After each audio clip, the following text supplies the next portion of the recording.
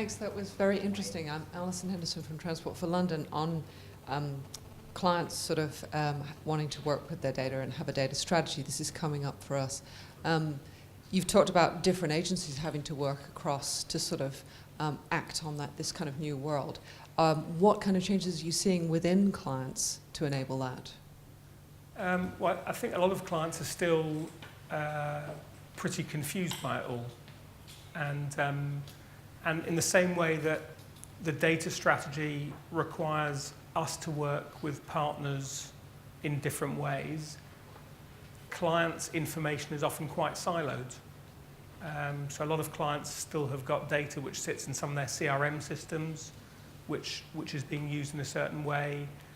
Quite often the people who are making decisions about advertising, tracking or brand equity aren't the same people who are making those decisions around customer experience. You've got a lot of stuff that involves HR and employees, and which again is sitting in a different place. So I think all of it poses a pretty big challenge to clients in terms of how they structure themselves. And then when you put all of that in the context of a global organization where some of the data is looked at globally, some of the data is still looked at very much country by country, that's a big issue. And I think in a way you're lucky that you've got one country, one city data, because for a lot of clients, part of this involves moving away from looking at everything on a country-by-country basis, which is how all of our legacy data platforms were set up, and looking at it more on a regional basis or on a global basis, and that's a big challenge. So I think you're in a much better position than a lot of people in that you've got silos within TfL, but they're only silos within TfL in London, obviously. You don't have to manage those across countries, and I think that's something that should be a big help to you. Hi, Giles Finnemore from Royal Mail. By merit rather than design, most of our research agencies, you'll be pleased to know, are Kantar ones. What's the best way to now harness that to ensure that effectively 2 + 2 = 5? It's a great question, and thank you for the first part of your question. And having we've got some clients where we have a relationship with them across many of our individual brands, and for those clients what we're doing is we're putting in place an account director who can work across all of them. So on clients like Coke, for example, we have someone who sits in Atlanta who oversees the entire Kantar relationship, whether that's delivered through Millward Brown or TNS or Compete or Kantar Media or wherever it may be. We've got a much larger number of clients who in a way are in your situation where you've got a relationship with certain parts of Kantar, and given the service measurement work that we do, that's probably the heart of the relationship that we have, although it extends across many others.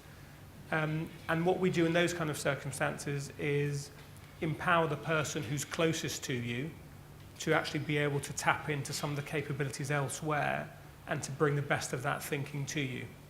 So rather than set up a different structure, we work with the person who understands you best, who's got the most holistic view in a sense of what your needs are, and give him or her the ability to then work across other parts of Kantar and bring in some of that expertise and experience.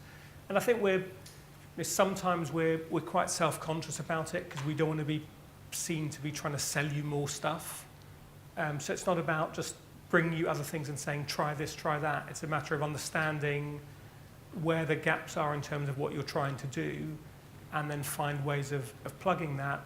And I think one of the really important things to say about that is that we're not shy of reaching outside Kantar to be able to fulfill those needs. So for example, we have a really fantastic working relationship with Google that we apply to many clients, and Google has got data that we don't have, where actually that's a good working relationship to be able to do that. We have relationships with companies like Omniture. We've put in place a very big data strategy for Walmart in the States.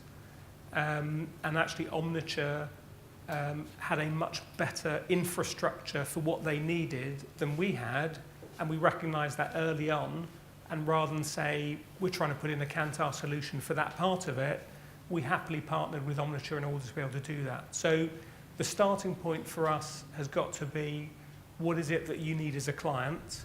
How can we fulfill that? If we can do some of that from within Kantar, fantastic. If we need to reach out to other partners to be able to do that and work with some of your other partners, we're very happy to do that.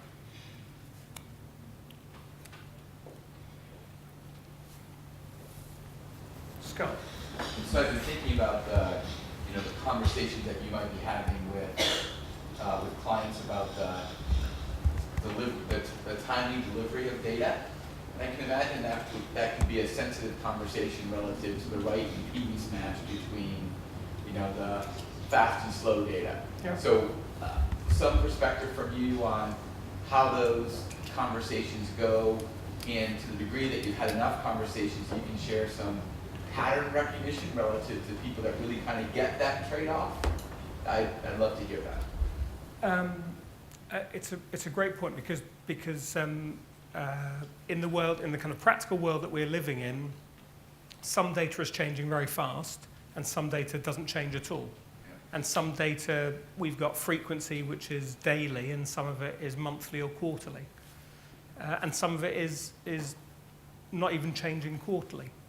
So I think some of it starts with recognizing what type of data changes and being better at saying, actually, we're not going to try and ask about this thing because it's not going to change that much. So, for example, there are certain brand equity measures that don't change week after week or month after month. Our view of brands are pretty deeply ingrained, and they might change a bit, but there are certain attributes that will change, other attributes that won't change. So it's a matter of being explicit about which are changing and which aren't changing, and focusing on the ones that are changing. And I think it's also a matter of trying to get some of those things into sync. So I'm thinking we've got a beta project at the moment with Google, which is around really understanding share of digital, I'll call it that. And within that, there are certain pieces of information that would change fast, and there are other pieces that aren't changing. So we only collect, for example, advertising expenditure data on a monthly basis. We only publish it on a monthly basis. We don't publish it daily or weekly, and clients don't look at it that way. So I think we just need to recognize what's changing at what frequency, and then be very, very explicit with people as to where they ought to be looking for changes. And can you share some of the reactions? So when you describe this process with clients, are they supportive of that? Do they understand that? Do they? Yeah, I think clients are, and I think the reasons they're supportive of it is that it costs money to collect data, and actually if you want to do something cost effectively, you ought to concentrate on the stuff that is changing as opposed to the stuff that's not changing, and then only look at the stuff that's not changing with the frequency that you ought to be. So I think there's a big cost driver in this, and part of the reason why clients are very supportive of it is they say, actually it's not helpful to us to be showing dashboards where things aren't changing, because then people question why we're doing it. So if we're explicit about where we can expect to see change and with what frequency, it actually helps us to manage expectations internally much better, and from a cost point of view, it's much better. So if you know that the data on something is only going to change monthly and you should only expect it to change monthly, actually from an expectation setting point of view and from a cost point of view, it's better to recognize that than to almost think that it's data that should be changing weekly or daily. So I'd say clients are very, very supportive of it, but it does require quite an explicit conversation about the types of data that they're getting, and where they should expect to see change and when.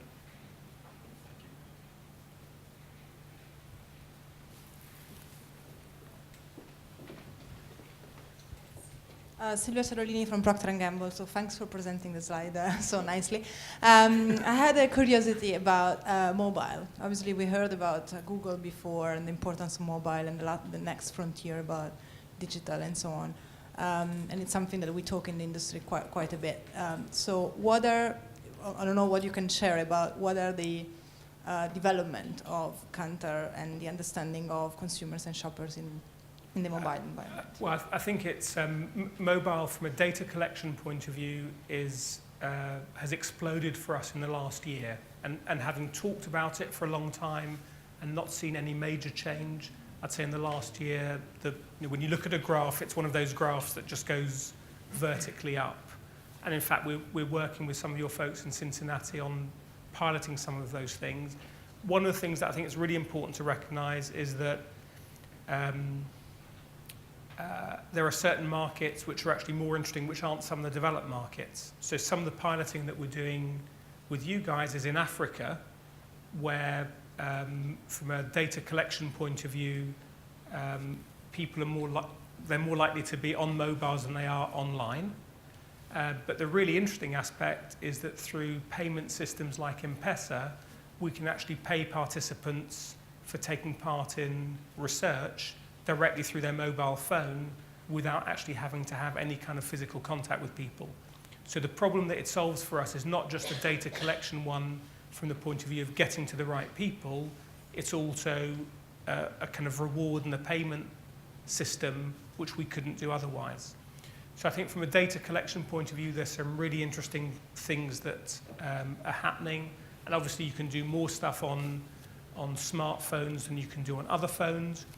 But some of the stuff that we're doing on mobile, we invested in a company called Affectiva a couple of months ago. And Affectiva is a facial recognition business. And there's a lot of work around neuroscience at the moment to understand how people are thinking without asking them. So there are some companies who do it through big labs and MRIs. There are some people who put headsets and monitor things. Affectiva does it all through facial recognition. It's a group of scientists from MIT who developed the technology and the approach by looking at people who are autistic to understand facial recognition. The really, really interesting thing from our point of view is that it's totally scalable because all you need is a camera. And most phones have got cameras. So rather than having something which is in a lab, potentially we've got a solution for facial recognition which would give you an understanding of how people are reacting to an ad or to a new concept or to a new design or something like that. Potentially we've got that in a scalable way that we can actually pilot and roll out to anyone who's got a phone, which if you think about it is pretty amazing compared to some of the other neuroscience techniques that we've been employing up till now. So we're looking at phones in very basic ways as data collection tools, as payment tools for some of our respondents in surveys, as something where we could scale something like facial recognition, as devices to collect really the way that people are consuming their products and services and the context in which they're in. And now, someone said earlier on that you need to accept that certain things will fail. We invested in a business a few years ago which had a wonderful idea of embedding RFID tags in the store, and your phone, as it would go past an aisle, you with it, you would recognize where the person was, and it was Bluetooth connected, and you'd know what aisle they were walking past, and therefore you'd be able to then link it in with, did they buy, did they walk past the aisle, and so you could look at things like the number of people that are walking down an aisle and the number of people who actually picked up a carton off the shelf. And the business failed, and it ran out of money, and it didn't get the clients that it needed for a whole bunch of reasons. So as we do these things, we just also have to accept that not every investment that we make is going to be a successful one, that not every new idea will turn out to be a great one, that even good ideas will sometimes fail for a whole variety of reasons. But it is an area of focus, and I'd say the biggest areas were data collection, understanding behavior on phones, so we're embedding software into people's phones to be able to understand how they're behaving on their phones. And then again, linking that to all kinds of other data which is out there. Thank you very much, Eric. Thank you.